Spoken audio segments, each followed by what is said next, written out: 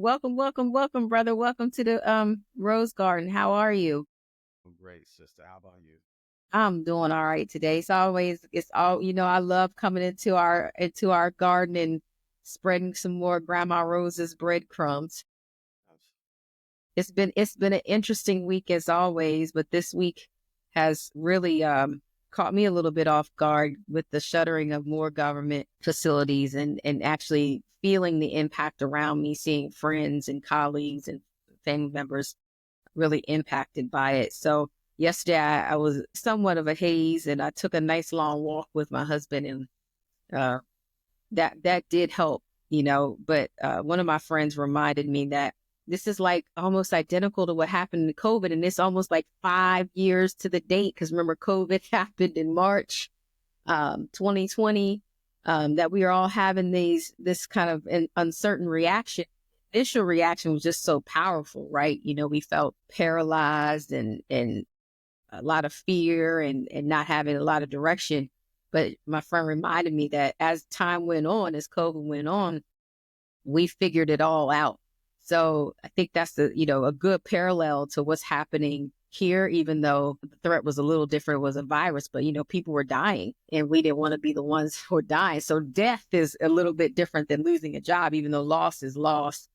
So, yeah, but it's been hard to deal with that. I'm an empath, so I can feel the tension that's in the environment. And that I lost sleep last night over it. Well, you know what what's the telling sign to me is I don't know if you saw that that little spectacle where Elon Musk brought out the Teslas onto the White House lawn and Trump was basically doing a commercial for him where he was saying, I'm gonna purchase a Tesla without a discount or anything like that because he was trying to support Elon because he's been impacted. Tesla Right. has been impacted by this stuff, which is interesting to me because it's affecting everyone. So this whole stuff should show that. And I think what the president was doing in that was trying to, you know, to basically assuage some of the impact that's happening to him, and use some of his political influence to help booster the performance of Tesla, even though it's taking a hit right now, for multiple reasons, but definitely for, like you said, this domino effect of these choices and these policies that are happening. No, what he tried to do was create community, right? So, and he knows he has a community of people who are not very discerning or logical. And so they're like, if you show little symbols, little dangle, little fruit, it's like telling people, I have golden grapes. Everybody come to the White House today. I got golden grapes and you'll get one of those golden grapes. So, He also was acknowledging, he mentioned, he's like, he doesn't want these things to hurt Elon. He's like, Elon is a patriot and all this stuff and shouldn't hurt. So he's acknowledging the fact that it actually is causing an impact. This is why he was trying to support him by purchasing one of the vehicles or whatnot. But right. What's having an impact on us all, you know? And listen, it seemed like they don't care about the impact for the common person. It's just the people that they care about, they've pinned. And so the impact is felt greatly. And when people that we know are losing their jobs and, it's shuttering our communities. I mean, the federal government is a huge employer in Maryland, DC, and Virginia. And you see the impact. Like just look at restaurants; they're bare during the middle of the day. The train isn't as packed, so there's definitely impact. So that's how I started my week. But I have dug myself out of that now and told myself I'm not going to end my week with those that type of uncertainty because we can pull from the lessons that we learned from COVID. And we did, like, we got through it. We adapted. We're changing. We're going to get through it too. But we're in that initial chaos. And that initial chaos it's been felt. I feel it almost every day, and I don't know how to not feel it. So that's how I started the week. And then also, your niece had surgery. So we had it went well. It really went well. But here's something I learned about pain. so So, even the toughest people can react to pain in an interesting way. So, pain is a part of surgery, and certainly the surgery that she had. And one of the things that how she reacted to that pain is by being more infantilized. So she needed somebody to sleep with her. She wanted some snuggling. She needed some help. And, and in the lesson for me was I had to provide the help in the way that she was asking for it, not in the way that I wanted to give it. And so there was an initial tension, which you really don't want to get in a fight with no invalid, right? Because that comes off mean. But then at some point when I was getting more sleep deprived, I was trying to, save myself, jump myself on the life raft and say, well, this is the support that I can give you. So it's been an interesting week, balancing, the reaction from the losses with my colleagues and friends, and then, adapting to the support that I have to give my invalid, who had a very specific manner of support that she was requesting. And then today is her birthday. So trying to balance that celebration with the fact that it's a milestone birthday. She can't even do any of the milestone things right now. So 21? She's 21. She's Oh, 21. wow. I know that. Hey, but you know what? Happy birthday to her. Hey, I feel her on that because, I told you on Monday, on Monday, I had a guest that came over. Then on Tuesday, when he left, I wasn't really feeling. I started out with a cough, and it escalated to a fever, and my body feeling weak and aching, And when I started realizing I'm not feeling well, I got that sense of wanting to get love, hugs and cuddles and pampered and stuff like that. It is interesting when you get into the state where you sense some vulnerability in yourself, that you need that nurturing and love and support. And it's kind of cool. I like what you said about she wanted it a specific type of way, and that's the thing about people is like understanding exactly how they need it, right? And then providing it that way, being willing to. Because I think sometimes, like you said, people aren't really willing to give things to you the way you want. Right.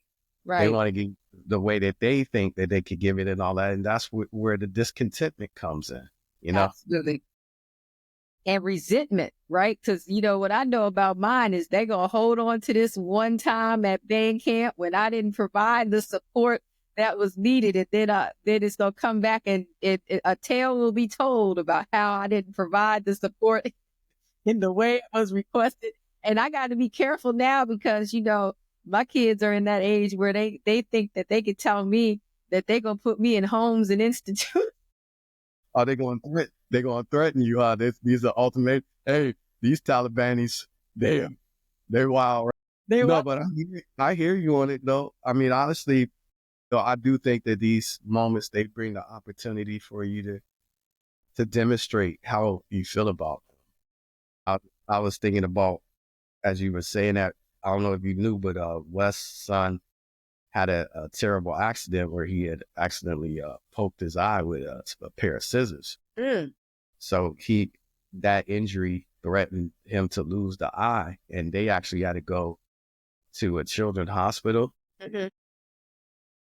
When they were there, Wes was commenting on how, just the expression of the love that he had for his son, that he was actually laying down in the bed next to his son in the hospital bed. But the mother was there too, but she's in the room sitting on a chair, like sleeping on the chair. But Wes was saying he was like close to him because he said he wanted him to be able to just be able to reach out and touch him and tap him when he needed something. Mm-hmm. You know what I mean? Mm-hmm. So I think, there's adjustments that you make when it's a loved one going through pain. Right. And that, at that moment, there's no way that you can be selfish in any level. No way. It's not about you. And that's the beauty of this human experience. Is not about you.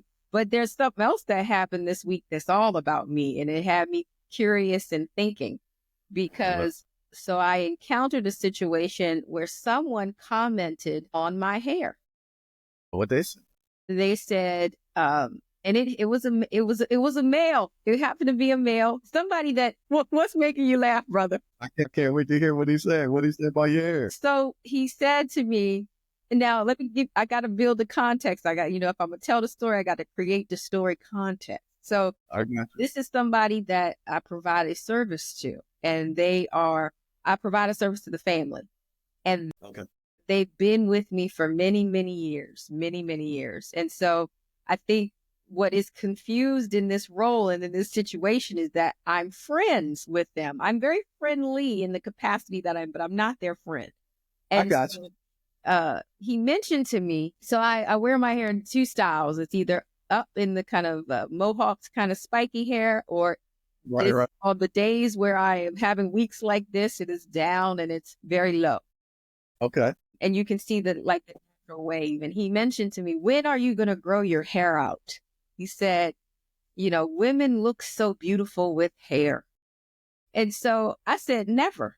Right. I mean, I said, I'm never going to grow my hair out. I like my hair short. I said, I look better with short hair. And I said, it's interesting that though you think it's okay to have this conversation with me when we're not friends, and to set the other stage of this is this individual is not traditionally what I would call attractive, right? Like my eyes, I have eyes, right? That's one thing grandma always said, ugly plus ugly equals ugly. Right? Right.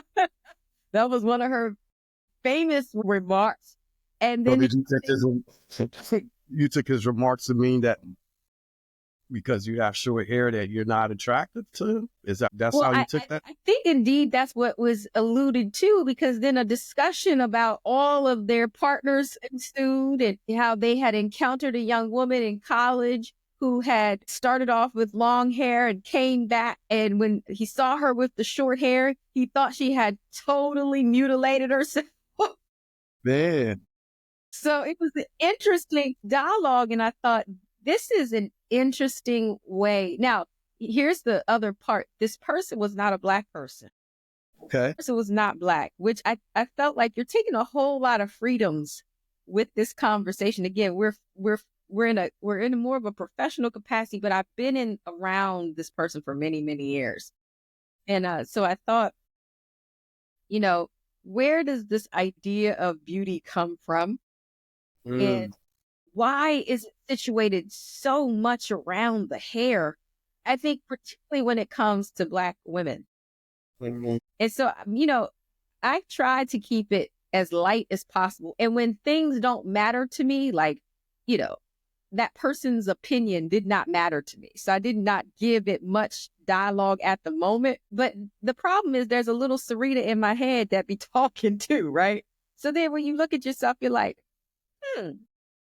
no, what is it about my hair that made that person feel that free to to converse with me? What am I missing about the long hair experience that, perhaps other people, see me different? Well, I mean, there's biblical scripture that says the hair of a woman is like the crown on her head.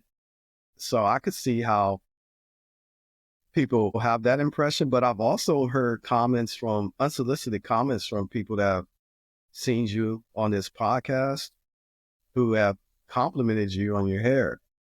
But my personal thought on this is that I really give credit to a woman who is able to pull off the short hair look, because that says something about her underlying beauty, right? Because sometimes I ain't gonna lie to you that someone having, really long hair and, healthy looking hair or whatnot, when you see them from the back or whatnot, you might think that they might be attractive, but when they turn around and you get to see the actual faces, you're like, wow, so mine is the hair. So the hair is a cover up in a way, right? It could be, right? But I do think that there's a boldness in a woman that could pull off a short haircut. I've always, like I told you before, I always respected those women that sometime for a cause that they might just shave their hair completely bald.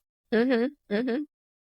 That to me sets a statement about a woman who still maintains femininity without hair at all, right? Still is attractive, but is not dependent upon that seemingly imposed on you standard, right? Right, right. But let's go back to what you said when you see them from behind and the Right. hair looks healthy. Like, is the male fetish with hair. Listen, I can assure you, you ain't playing in my hair, right? Like, so even if I had these big long locks and I could walk on my hair, you ain't putting your little nasty hands in my hair to tangle it all up. And you're not keeping it nourished and combed and brushed. So do you just like looking at it? Like, what is? Well, I would say that for a man that embraces his masculinity, you always going to be attracted to the total opposite. So most of the time, men aren't walking around with long hair. Most of the time. We seen them. Listen. Now, I'm not saying that I have seen those dudes with like dreads and braids and long Right. stuff, the afros. Looking And like Black Jesus. yeah, but I guess if we're gonna speak in general senses and general terms, usually the woman has longer hair than the man. Usually. Okay. So as a standard, a man is always going to be drawn to the things about a woman that is totally different than what a man would have. Okay. Right? So it's the opposite. It's the distinction that attractive. Yeah. So that's why like a masculine man will always like a feminine woman. Right. So hair And equals femininity.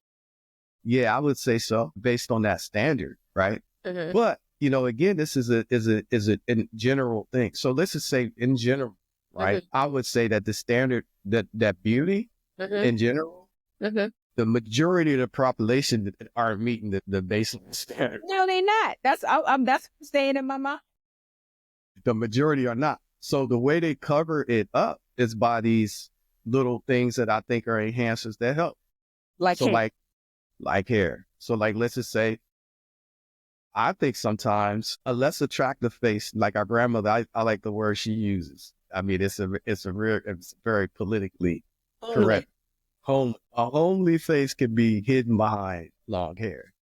But that's just hiding. You still got to live with that homely person. Yeah, but look at their homely eyes. You could do something to cover up the homeliness with the mane that's the crown that's adorning it, right? See that how that can hide some of the aspects of the homeliness.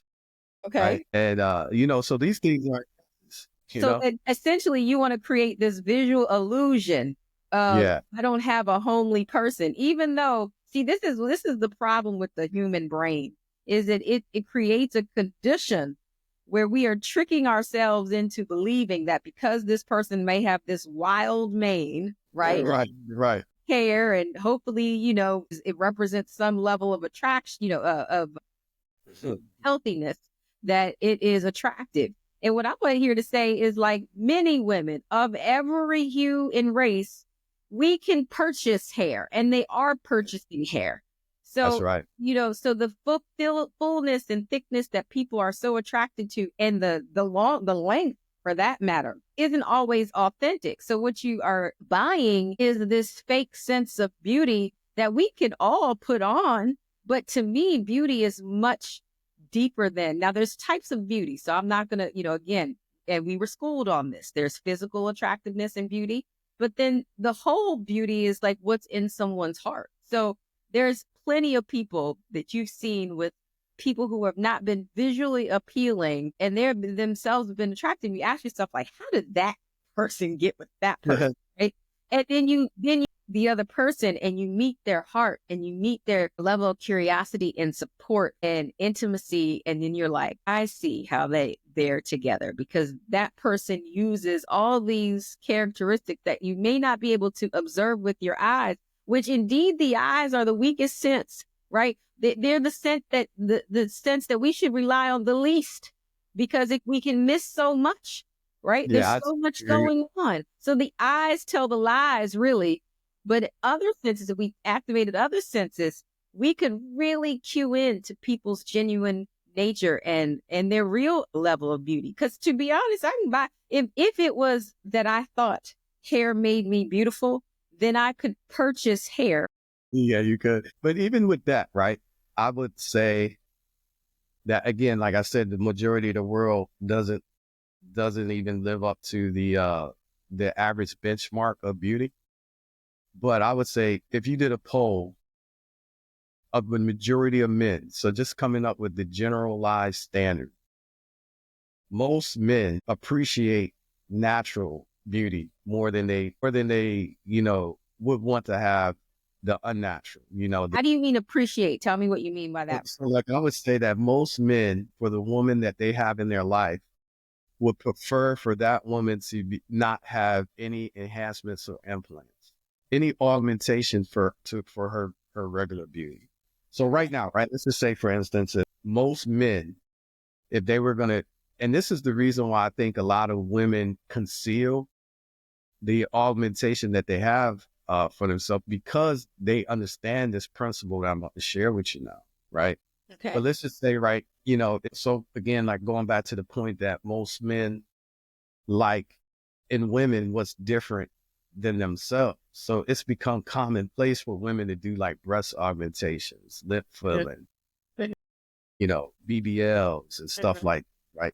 And all of those things, yes, they do get men's attention because men do not normally have boobs, right? So they're going to be looking at a woman that is well endowed in her breast area and she's showing the cleavage, like men can appreciate that. But given the choice between the woman who is naturally voluptuous in this way, that people will say have an apple bottom or hourglass figure or whatever, they would rather have that natural woman, than this, augmented one, because in a very real sense, having an augmented woman is tantamount to ordering a blow up dolls, and anybody can have that, but somebody that actually has some, something. So I would say, equating that to the hair, a man would definitely prefer to have a woman that her hair is all natural.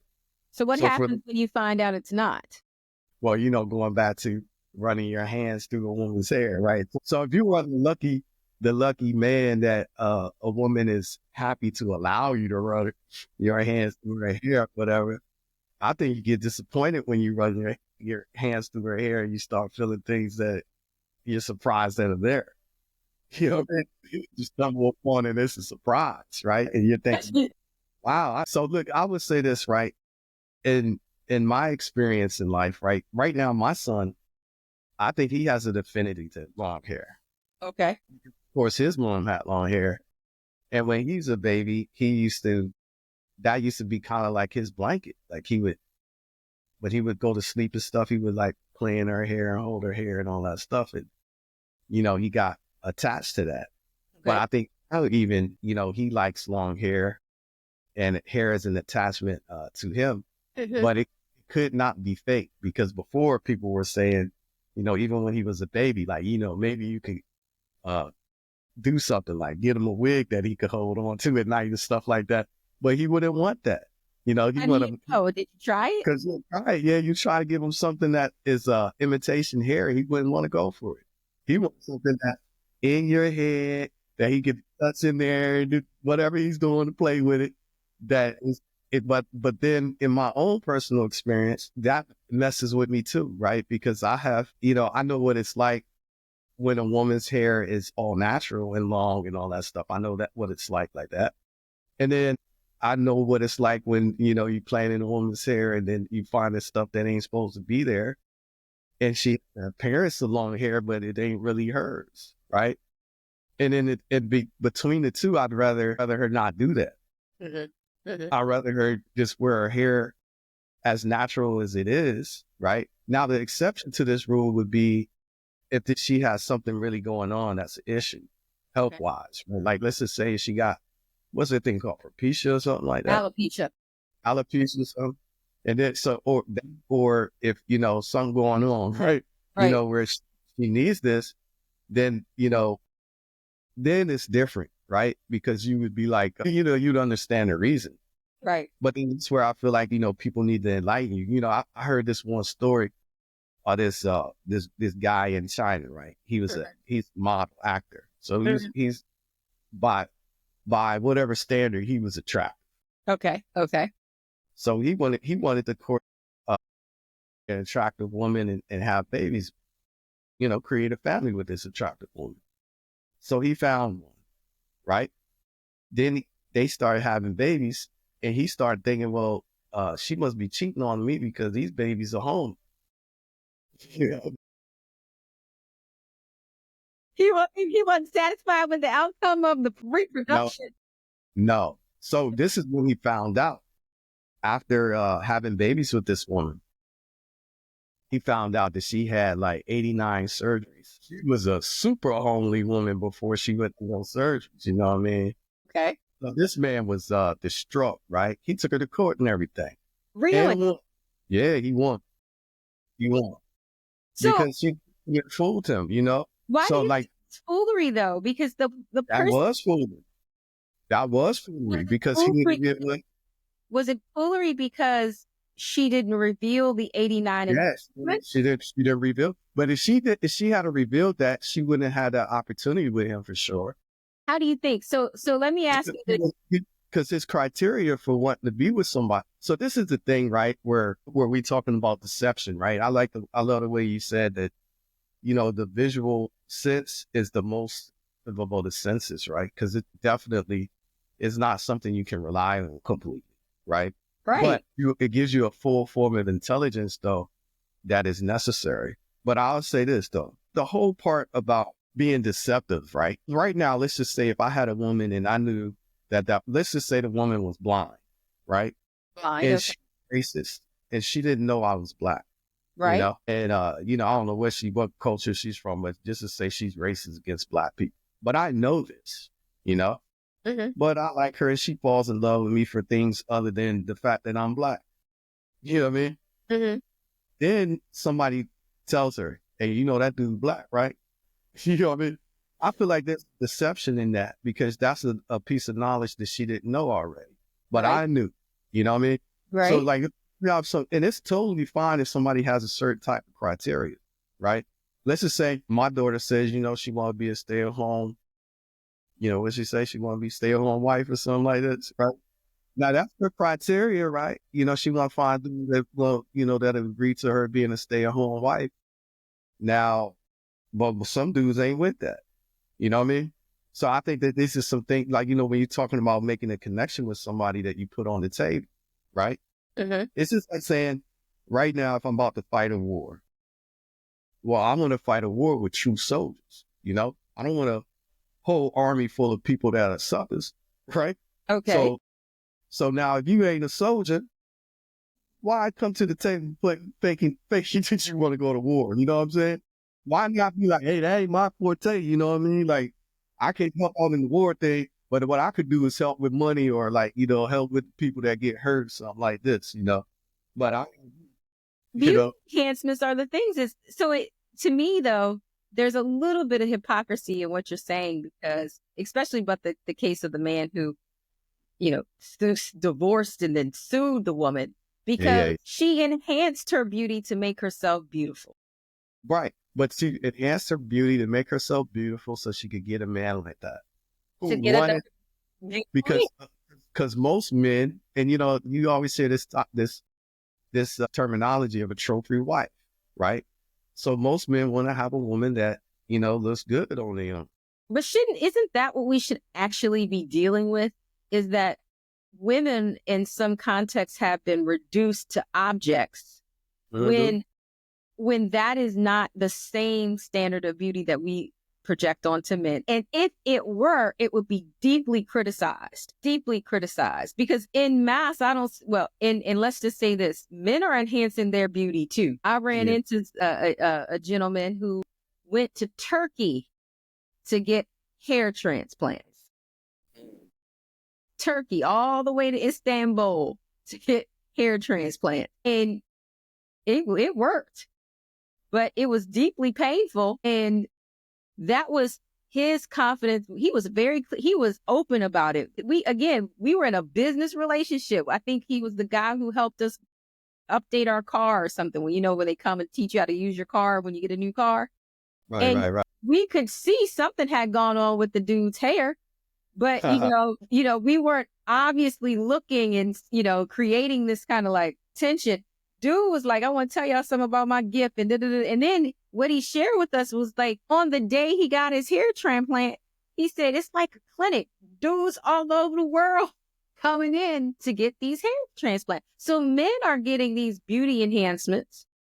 And I'm not hearing the wives say, I'm going to divorce this dude because he went, when I got him, the original package, I got him, it had hair. Cause you take my husband, when I met him, he had a beautiful black mane. Okay. Loved his hair. He is absolutely bald now. And I still love every part of that. So there's a standard here that's being put on women that's not put on men. And we are as visual as men. We feel as. See, I don't think I don't think that this whole thing between men and women can't be an objective of trying to be exact same. I think equality don't mean same. You know what I mean? So there's always be a standard difference between men and women. Okay. That's truth, they're based on some reasonable things, right? Okay. The reality is, like, for instance, like, women are going to be the ones that carry babies, right? Yeah. So in this way, and it, to the extent of attractiveness, that game of the mating game, the peacocking and all that stuff that we all do, men and women do. Mm-hmm. But the cosmetic industry is built on women, not on men. You know what I mean? It's more happening from the woman's side. Okay. But that's okay, because in order for, even in that case that I told you about in China or whatnot, that woman, if her regular self would not have any chance of being with that man. How do you know that? Because the man's criteria was an attractive woman and she wasn't attractive. So the internal conditioning is what you said so you have reduced attraction to this visual dynamic that occurs first by what a person has decided they see is what you reduced it to. Well, so I think that's the first, again, like, it's levels to things, right? And so if you have a comparison, like, an apples to apple comparison, where you see two shiny apples, but now when you cut one open, you see a worm, and you cut the other one open and there's no worm, then you're going to take the one that don't got a worm in it, because it's not infested, right? But they both look shiny from the outside. Mm-hmm. You know this other one had a worm in it, so you cut into it, right? Okay. I think that when you look at the standards of beauty, like, beauty first comes from within. I do think that there's some people that can radiate beauty, and there are their presence and their energy that can just radiate it. Right. But attractive. Like, I think we don't enough. We don't spend enough time then conditioning socially on that, right? Look primitively at peer groups, and peer groups either shake down, but the pretty kids usually hang with the pretty kids. The heavier kids are with the heavier kids. The kids, so we do this very organically, I think, in this social conscious kind of setup that we have.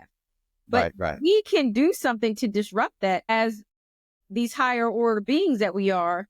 And we can say, pay attention to, like, we could be training our children, pay attention to kids that are listening and kids that are not always putting themselves first, like these characteristics that are not just visually appealing. Now, our eyes do, like you said, there's a shiny apple. Our eyes will bring us to the thing that stands out, but we are in control of our senses. So we can create necessary bridge, I would think, to what is good for me physically versus what I see. So is it good just to date the attractive girl who, I'm hoping let's take this Chinese woman who had 89 surgeries.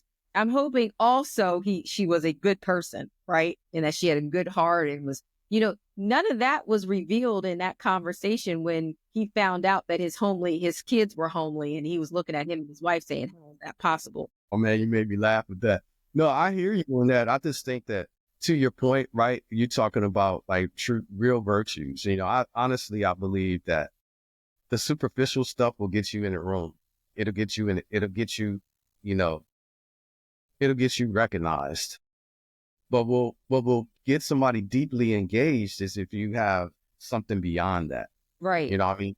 So, but I think that happens on both sides. Right now, when I hear women talk about men, in general, if a group of women are together and they're talking about a new man that this girl met, You be hanging around groups of women that talk about new men? Or these? Listen, when I be out and about, I've listened to women talk and stuff, and I just be observing women talk. But you know what they say? This is the standard thing I hear women be like, what does he do? Mm. So they're trying to see what the status of this man is, right? You don't hear them say, is he fine? Because I mean, I'm a woman. Or what does he have? Like, he has a house.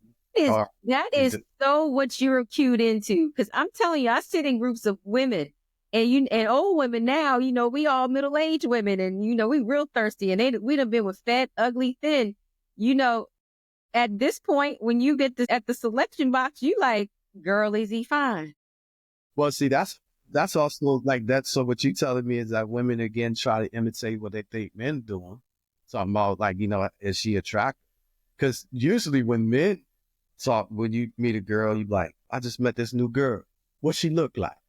That's what men will ask you. What she look like? Right. Or whatever. Right. Girls ask each other, well, what does he do? What does he have? All this stuff. That's part of it. You don't never hear them say anything that has any virtue. Like, damn, that man is so hardworking. He's so determined. He's loyal. Well, I think you get to that part of the conversation afterwards. So, and I think also it's when you're listening in the conversation. So we all have some primitive reaction when there's a new piece of meat on the table. Okay. Just like, so we all have new primitive, when there's a new piece of meat on the table, we want to know if it's good steak or just okay steak. Right. So all of this stuff is what it's meant to be. Right. Cause like right now we say again, going back to that analogy of two shiny apples, what? The external shininess of these apples made them both a candidate to be eaten. So that part had to happen first. Right. Now, when you put into the apple, then you start saying, "Oh, this one got a worm in it, so I'm throwing that out." Right. Right.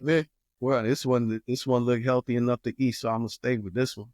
So we need to dig into the layers. You got to dig into the layers, yeah. But that's the part that I don't think we spend enough time doing. And I think the older you get, you are enticed by maybe one thing. So it might be beauty. It may be, in your example, money, because that's a real need that people have, money and stability. So those might be the things that are enticing and attracting in these older ages. What I'm suggesting, though, is we do more as in the developmental course about training about virtues and how to love people within a set of principles and not all of those things. Because when you operate in those things, thinking about the building blocks of a relationship, the beauty of dating in your 20s is none of y'all have nothing, right? Right. Nobody has it all, right? Just potential. All you got is potential. You got potential. And so, and I have been, I dated someone in that stage where what was attracted to me about him was his virtue, not his money, and he was decently looking, like he wasn't an ugly person. He's actually a very attractive person. And so, but I taught myself at that time to pay more attention to the behaviors and characteristics that made him a good man versus all of those other things. And then as the spouse or the person, as the partner, I said, how do I bring out good man in him? What are the things that I need to do? And then the other antenna that went up was, how does that person bring out the best woman in me? And so all of that was the beauty of dating in your 20s, right? Like, so I totally agree with you on that. Yeah. I totally agree. And I've actually tried to implant that kind of thinking on my children, right? In terms of how they evaluating potential candidates to partner with, is to have some real criteria by which to see them by, because no matter what, you're going to start being introduced to the layers of people that you're exposed to, period. And then when you start seeing those layers, that's when this discontentment happens, right? Yes. Because you'll look at it and you'll say, oh, well, this person is really not kind. They kind of like, oh. Right. When you pull back the layers, outside of just being a shiny apple on the outside, they full of worms inside. Right. You know what I mean? Right. Yeah. So I don't want this individual. Right. Right. But I think that there's a thing when it's just the natural thing that happens when you spend a lot of time with anything, Right. like you could be a person who hates cats or dogs or something, right? Right. And, you get this one stray cat that keeps coming up every day and, you feed it or whatever, but you keep it outside and everything, but it just keeps coming. It starts growing on it. You know what Yeah. I mean? Like Yeah. a right. Yeah. Then after a while, something happened to the cat, you miss the cat, whatever, but you still may not like cats for real, but that thing grew on you. So I feel like sometimes when or like our mom might say out there kissing a bunch of frogs or whatnot, which I definitely totally don't subscribe to that philosophy at all. You know what I mean? Right. Because the point is that you have zero criteria, right? You know what I mean? You're just kissing up, frogs the whole one want to turn into a prince. Right. Maybe you can observe the frogs and see if there's one frog that got princely ways. Right. Maybe that one might be one that you risk kissing on, you know what I'm saying? Just pick up every damn frog you come across, Right. Right. Right. But people are doing that. Yeah. Like I told you back before, like just happenstance. We just letting hey, this one showed interest in me. So, nobody else did. So I'm gonna go ahead and entertain this. Even though that person has zero, they're giving you zero indicators outside of the interest they showed in you. But I feel like, if you're an incredible person, everybody's gonna have some interest in be drawn in you in some way. Absolutely. If So you that right there. operate in that. Now, let's go before we leave. I want to tell you the influence of having a brother and the messaging that happens when you are a younger sibling and you're dating, because your messaging was always, don't do this because these ninjas ain't SHIT and you gonna get so. And I will say that there was a lot of fear in that messaging. So when I was taking risks on people, I would be hearing like, well, you know what? When this character came out, that person, my brother was trying to tell me that, this is who they are and what they are. So it's good to have people who are a little bit older, even though, you're only 11 months older than me. So you ain't so wise, but older and wiser to partake that. But think about the people who don't have that level of support and messaging. And so they're getting it from the dumbest sources in the world, which is usually their friends. Yes. And people who don't truly care about them in the sense that like a family member or a parent would. And if your parents aren't talking to you, because that's the other thing, is parents are not really telling their children the truth sometimes or helping. One of the beauties of living with an older, grandparent like we did was she was brutally honest. Like, y'all walking around with your pants sagging down, And that's true.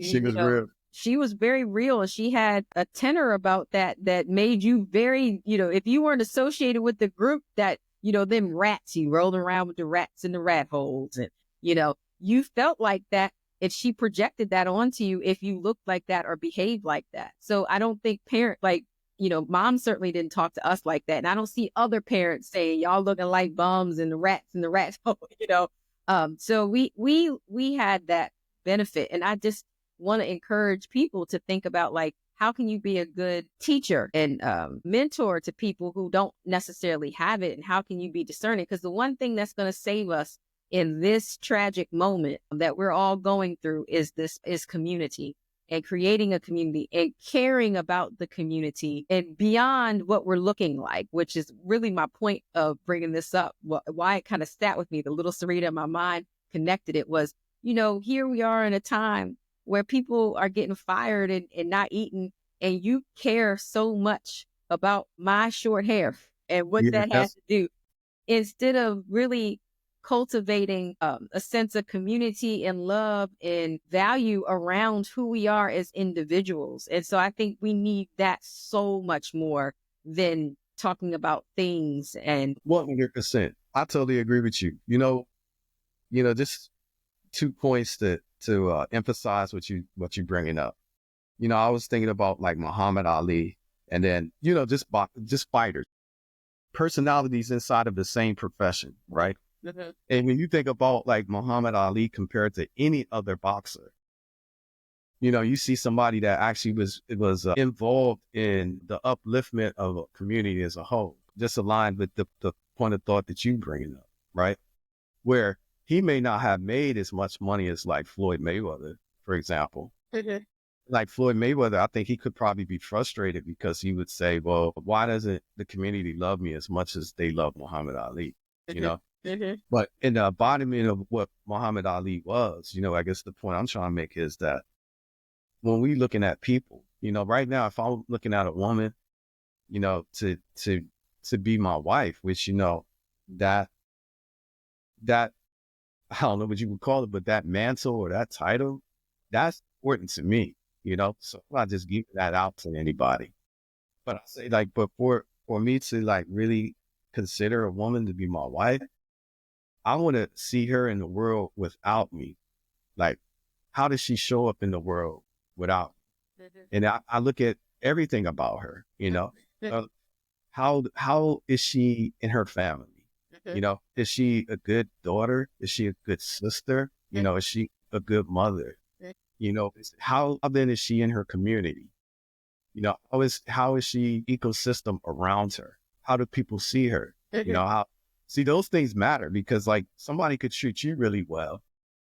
It could be horrible to everybody else. And Right. the only thing that will change that is as soon as the familiarity, the novelty wears off, you'll be just like everyone else to her, you Right. know? Right. So this matters. What a But thank good point.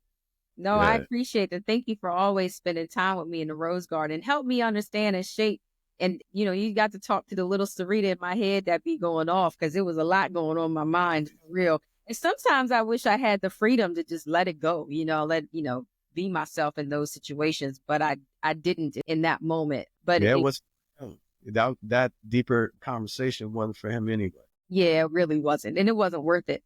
But Yeah. today I want to highlight your business in our closing because we said that we were going to do that for at the end of each of our episodes. And so today I want to highlight your Black business, Biz Tech Fusion, Thank you. and the great work that it does in not only for metropolitan area, but internationally. You are an international business, and your IT solutions are supporting businesses as small as mine and making us greater. We have a program that you all created for us that is innovative. And when we came up for our accreditation, we got lots of points for the creativity and the solutions that are driven for our patients. And so we're deeply appreciative of what BizTech offers, and then also your nonprofit, which is Reach, that does so much to support job training efforts for our returning citizens and providing support and psychoeducation for returning citizens. So I highlight BizTech and salute the great work that you do, and also Reach, because it's so right now we need to continue to create community and establish community, and to make sure that when things settle, Black people know where to go. So if y'all need some IT solutions, y'all go to BizTech. And if you are a returning citizen who needs support, reach out to Reach because they are there to help. And one more, the delightful indulgence, which is to That's right. The sweet treats, delightful. And if you want your hips to grow, you can go to delightful. I forgot about delightful indulgence, which is indeed it's a custom pastry and known for their custom cakes and cake designs and also other pastries. And so, yeah, I forgot that was a part of your that also was started to commemorate Grandma Rose because she was an excellent cook and baker. So I wanted to, baker. yeah. Yeah. But I appreciate this honor. Thank you for that, sister. I love No, spending time. Yeah. I Until the love next. spending time with you in the Rose Garden. I'll see you next week. All right. Take good care, sister. Bye for now.